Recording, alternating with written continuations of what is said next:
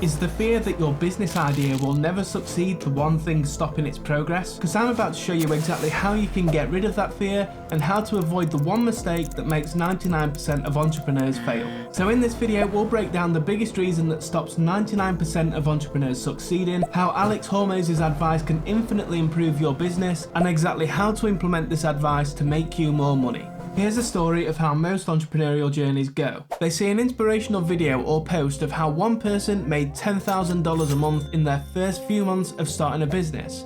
They're one of the thousands who try it out for themselves. A month after beginning their journey, they start to see results, and they're over the moon with what they're seeing. They follow the Hormozi method and they sell their service for free to 3 to 5 people in exchange for testimonials. They're signing clients and bringing in the work, but then they realise they're not making money. And there's a key reason why that's happening. When a building is being constructed, the developers don't just see a plot of land and start building something straight away with some sort of idea of how it's going to turn out. No, there's tons of planning that goes into place beforehand.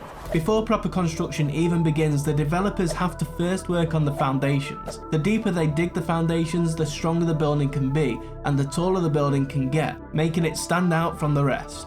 For entrepreneurs, our business is the building and our offer, systems and processes are the foundations. We have to make sure that we don't allow the initial adrenaline rush become the main thing that carries us to seeing this business idea succeed. Believe me, it's not strong enough. So many friends and people I know have quit because they relied on the initial rush of adrenaline and quick wins to become the foundations of their business. There are too many other important fundamentals to focus on to grow your business to make sure that it keeps on growing well into the future. Planning out your business sets you up to win, but there's a twist.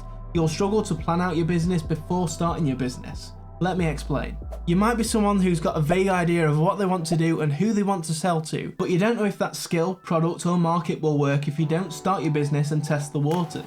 Which is why it's a great idea to start your own personal social media account, create content around the business idea you have, and reach out to your ideal market. Trust me, if you start today, you'll be able to plan as you go, improve what doesn't work, and double down on what does work. This is exactly what I've done in my business, and it's led to my first paying clients. So what does it actually mean to start a business? It's choosing a skill, making yourself known, and selling it as a service. Before the foundation and construction of any building can take place, developers will spend months and even years planning out their masterpiece. They'll take their idea and pitch it to many different people. They're choosing a design, making their design known by pitching it to others, and they hope for an investment. Do you see the similarity? Developers choose a design, entrepreneurs choose a skill. Developers make their design known by pitching it to others. Entrepreneurs make themselves known by building an online presence. Developers hope for an investment, entrepreneurs hope for someone to buy their service. And that's how a business starts. But how does a business grow? Well, let's start with the biggest reason entrepreneurs fail and how you can avoid it yourself. They're unaware of the one thing that will allow them to sell for more and at the same time stand out amongst the crowd. What they're actually doing, and you might be doing the same, is lining up against a load of other competitors and entrepreneurs that are in a similar niche to what you're in. There are some big players and there are some players starting out at the same time as you. And the issue is, you think you have to reach the finish line and achieve success before any other entrepreneur. Beginner entrepreneurs tend to put themselves in a sprint, but they need to think realistically and they need to think long term. While a sprint can get some great results fast and is definitely needed at times, an MLOC mindset is needed, a marathon long obstacle course mindset.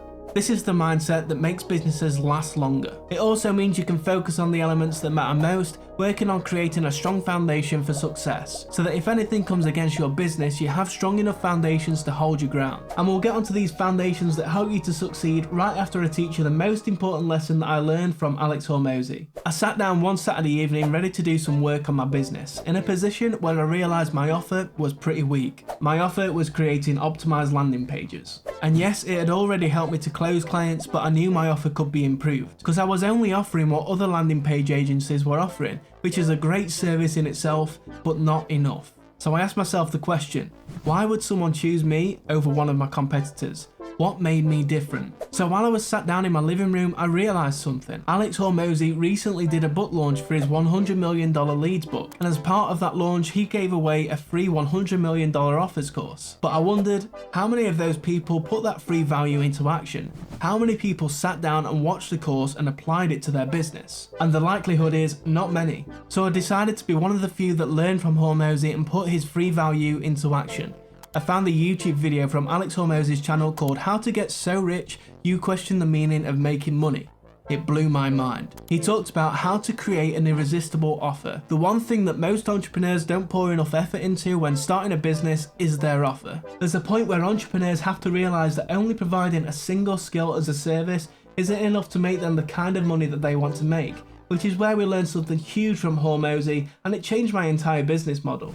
Value is limitless in business. But what does this even mean? You can only drop prices to $0, and any lower than $0 and you'll start paying people to use your service. So the higher the value, the more people will pay, and you'll get to a point where you're so in demand you have no other option but to keep increasing your price. And that's the value loop, but you should provide so much value that people feel like that they're getting a bargain, even if you're charging $100 million for your services. Have the mindset that you can go infinitely high in value. Your value, what you offer, is something that should be constantly evolving and improving. Improving your value will increase the amount of people that are willing to pay, which means the price you charge can constantly evolve and improve over time. And after implementing this advice from Alex Hormozi, the results I got were pretty amazing. And it even led to my first paying client. Oh, and my second, in the space of 1 week. Creating an irresistible offer led to more people wanting my service. To create an irresistible offer, you have to make your offer so unique that you don't compete with anyone else. In other words, decommoditize your offer. You have to make yourself a category of one. That way you can charge prices prospects can't compare to anyone else, because you're not like anyone else and prospects have no one else to compare you to. But remember, increasing value is more important than increasing price. Price increases as your value increases. Once you've got an irresistible offer, you'll want to make a detailed note of it somewhere you can come back to it and improve it over time. I found that keeping everything in one program that allows me to create folders and customize pages and also has a searchable database has been super vital to the growth of my business. And the place I've found that helps me to do this best is Notion. In Notion, I make note and keep track of anything related to my business, such as systems, databases, processes, workflows, products, and so on. But something crazy happened to me recently. One of my previous clients reached out to me and asked for a call. We hopped onto a call with each other and I was fully expecting to close another deal with my previous client to work on another project with them. But what actually happened was far better than that. On the call, my previous client said that one of their clients wanted to buy my services, but not the full service, just a small part of it, the conversion rate optimization advisor part, where I help business sites to improve their conversion rate and make more money. So after some negotiation took place, I was able to up the price of their initial offer and upsell more value. And they agreed to it. But that's not all. A couple of days after the call, my new client wanted me to do more. They didn't just want me to optimize their current Shopify store, but they wanted me to rebuild their entire site from scratch to make sure every single element was optimized for conversions. So I asked for more than double the price and they agreed to it. But this wouldn't have happened if I didn't have 3 different packages. You see, when you have so much value to offer, some people might only want a small part of that value. At which point you can decide to give them a discount because they're not using your full service. You could upsell for more value, like I did, or charge the full price. I decided to upsell because I knew that the client needed more aspects of my service and not just the original part that they wanted to pay for. And it turned out that even after upselling, the client wanted more from me anyway, which meant I could charge more. But do you ever worry that you'll get onto a call with a prospect and they'll ask you how a certain process works and you'll have no idea how to answer it in the moment? Or maybe you'll have some idea but you'll just make it up on the spot? Or do you worry that you'll sign a client but the next steps, such as the onboarding process, are only in your head and you might miss out one of the crucial steps of the process, leaving the client dissatisfied? Let's say you are running a video editing business. The prospect asks you this question on the discovery call. How do I make sure my video assets are sent to you securely so that I can make sure no one else can steal my work? And then you might say something like this. You don't need to worry about that because I'll make sure they're safe. But does that really answer the prospect's question and put their mind at rest? No.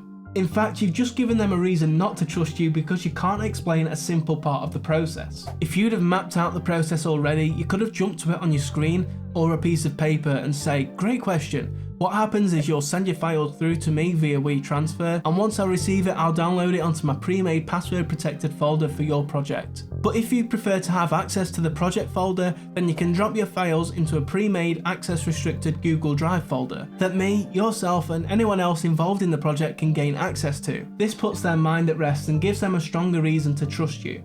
Mapping out my systems and processes has been an incredible solution that has helped me to avoid the guesswork. So I created systems with flowcharts to map out the exact process that I would take clients through for each of my packages. And Miro is the tool that I use to help me do exactly that. Earlier in the video I mentioned that I keep all my systems and processes in Notion. There's one system that I keep in Notion that helps me with every single sales call that I take for my business. And I'm certain it will stop you getting tongue-tied and lost for words when handling calls with prospects. So you can go and check out this video where I talk through the sales script that I've created that has helped me to sign multiple clients, and I've also included it as a freebie so you can go and use it for yourself.